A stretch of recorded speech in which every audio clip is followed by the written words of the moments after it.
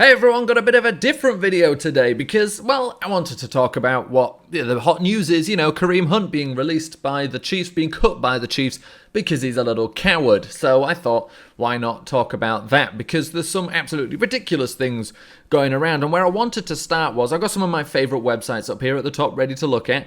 I wanted to start with this one. It's the Wikipedia page of former Chiefs player Jovan Belcher, and we go down here to death. Well, where it talks about the fact that 3 members of staff from the Kansas City Chiefs watched this man shoot himself in the head in the parking lot of a training facility shortly after he shot his wife 9 times to death in front of his own mother in the same house that their young child was sleeping in. That's the history of the Kansas City Chiefs and domestic violence, of course. So I thought we start here because isn't that fun? So we go back to this great picture of Kareem Hunt, a man who has some history, actually, as a matter of fact, which I think is news to some people, to a lot of people probably, that Kareem Hunt did not come into the NFL without problems and has not gone the entire year without problems. Let's talk about not coming into the NFL with problems, just because I find this slightly funny. This is, I'm not crucifying the man. I'm just, the things they talk about, say, yeah, he was suspended in college for 2 games. So I was like, okay, what was he suspended for? Because they didn't mention it. And you go, and nothing. Matt Campbell would not specify. He says, the 2-game suspension is an athletic policy and a football policy. Yeah, that sounds like it's a no issue. It's just one of those policies we have in place. It's certainly not an issue in my mind, whether those are academic or social mistakes. If you say academic or social mistakes, it's definitely social mistakes. And if you don't give the, reason for the suspension, it's probably a bad reason, because anything else would be handled by the NCAA, for example, any failed drug tests or whatever. That wouldn't be a school ban, most likely, and it's probably some level of violence. I'm not saying it was against a woman, I'm not saying it was that bad, but it was bad enough to get a 2-game suspension. Of course, if it's academic issues, you would be, you definitely would want to not mention the fact that, yeah, he failed English. So most likely something stupid happened. Well, something stupid definitely did happen there. And that's fine. Plenty of people make mistakes in college. I'm not going to now be someone who says you can't make mistakes, crucify everyone who ever does anything wrong. That's fair enough. But if you are the Kansas City Chiefs and you decided to draft Tyreek Hill, which, to be fair, was in broader terms successful because he has not been hitting women since he's been drafted, so good job, Tyreek. You're not assaulting pregnant women anymore. Really, props to you. But, so that essentially was successful because look at him, he's a stand-up guy, not doing anything wrong on a regular basis. All credit to the Kansas City Chiefs for giving this young man another chance when nobody else would. The Kansas City Chiefs were, let's just take a look at this again, right? The Kansas City Chiefs, with their history, but not just that, you decide to bring in other people. My problem with all of this is the fact that I do believe that the Kansas City Chiefs, by drafting Tyreek Hill, have created an environment in which people like Kareem Hunt really think there will be no consequences to physically assaulting a woman. This Kareem Hunt, great player, fantastic guy. Anyway, let's go to the NFL.com. Obviously, you want to report this. Firstly, what's most important? Let's, push Game Pass. I'm logged in on this page and I have Game Pass and they're still trying to push it to me. So watch Week 13. Thank you. Great. Anything else big happen in the NFL recently? Any breaking news you want to talk about? Right here, the top one line. Chiefs part ways with running back Hunt after video surfaces. That's whatever. That's great. After video surfaces. No, Chiefs part ways after he is caught red-handed beating up a woman. Now, this is one of my favourite parts I've seen in a video. I thought Ian Rappaport was to blame here at first, but let's just watch it. If there's one thing that teams simply do not tolerate, it's if players lie to them.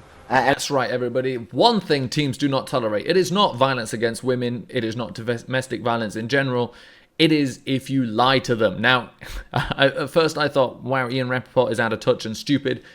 As a matter of fact, he's just stating a fact. Teams literally do not care what you do, just don't lie to them. The Chiefs did not care about these allegations, and they can say, oh, we tried to chase things up and stuff and no one will talk to us, is what they're saying. The police weren't helpful and the alleged victims weren't helpful. Yeah, fair enough, but you've got to get to the bottom of it, because if someone's being accused of, physically assaulting a woman, and you are, the Kansas City Chiefs, you've got your own history with that. You're the NFL, which, come on, let's talk about the NFL's history of domestic violence. You've got to figure that one out. You can't keep letting the guy play, and then you end up with this one, which I'm sure, general media will have fun with. So this is a good article right here. Kareem Hunt's release by Chiefs will test league's other 31 teams, and the test should be, how do we play against the Chiefs now that Spencer Ware probably starts for him. But of course, as we know from the Washington Redskins, there is an actual test here, as NFL teams are still willing to overlook domestic violence. Domestic violence, which constantly haunts the NFL, never goes away. The fact that people talk about Ray Rice as being the most recent, iteration of that is just not true. It's not. Well, people don't really say it's the most recent, but it's the big one. But there's also other ones. There's Josh Brown of the Giants, who, they did cut him. Chad Johnson with the Miami Dolphins. There's plenty of times, of course, essentially to anyone outside of the NFL and outside of football fans, it's just seen as the wife beaters league. And in all honesty, at the current rate, they're not that wrong. So Reuben Foster gets arrested on, domestic violence things, and the Redskins pick him up. Now, the Redskins, of course, to be fair to them, they are just collecting Alabama players. That is what they're doing at the moment, so of course they would take Reuben Foster. More importantly, maybe it turns out that it was because it was just suspicion. Look, suspicion of misdemeanor domestic violence battery, which a great sounding thing, by the way, put that on your resume.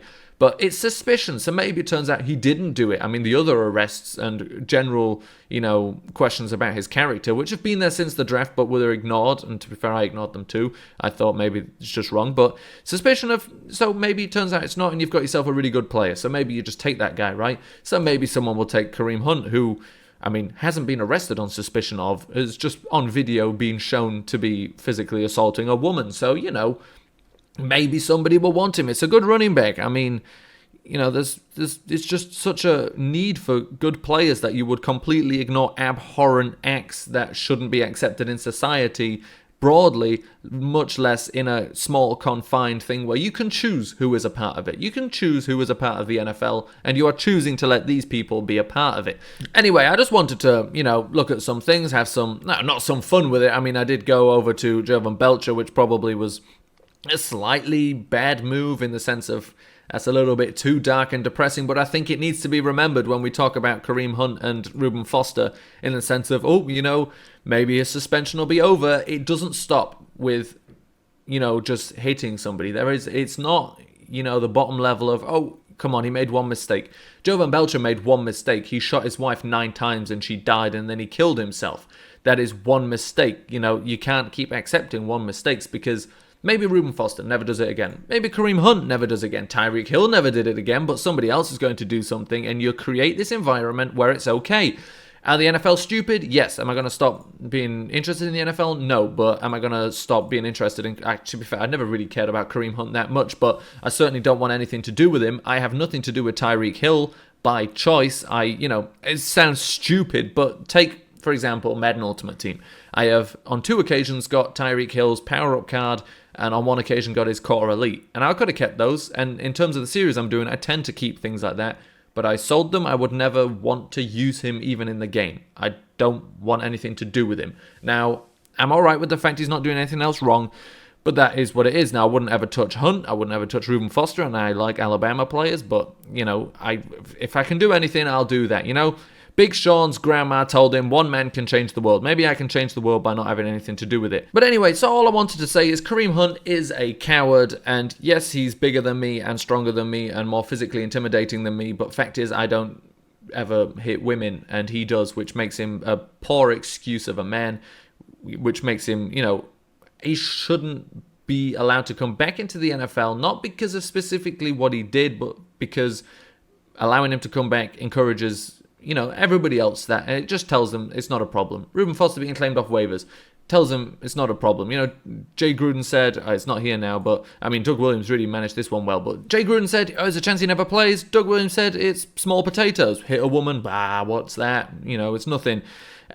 Really, the NFL needs to wake up. I'd say the sports world largely is, this domestic violence thing seems to be a little more catered to the NFL, but there's different sports worlds have different things. Let's just concentrate on the fact that Joe Mixon says give it 100% or stay home, which is also, his policy when it comes to fighting anybody, whether that's a woman or not. No, I'm not going to start on him, but it's just, again, at least take this one out of here. As you have a domestic violence is bad week, just just ignore the Joe Mixon article about him saying, we've got to try harder. And the last time I mentioned Joe Mixon and his domestic violence thing in a video, it was actually to do with the Chiefs as well. I was told, oh, Joe Mixon, he wasn't even guilty there. The person was just fighting back or whatever. Just don't ever try and justify somebody hitting a woman. It doesn't matter if you're right or wrong. Just, you don't need to put yourself in that camp.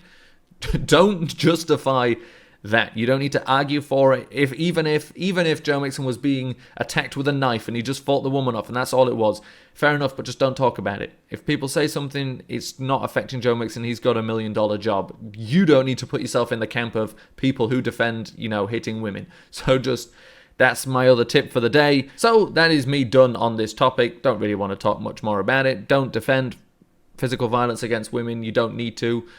Those people will take care of those problems themselves. It certainly doesn't need you to put yourself in that camp, just in case you're wrong. Also, definitely don't physically assault. Don't physically assault anybody, but don't physically assault women. Don't physically assault children. Most of you at least know the line, women and children first. It exists for a reason. There can be social equality. Women can earn as much as men, but you still shouldn't hit them. I think that's easy enough to understand. So, let's just go on with that one. Don't hit women.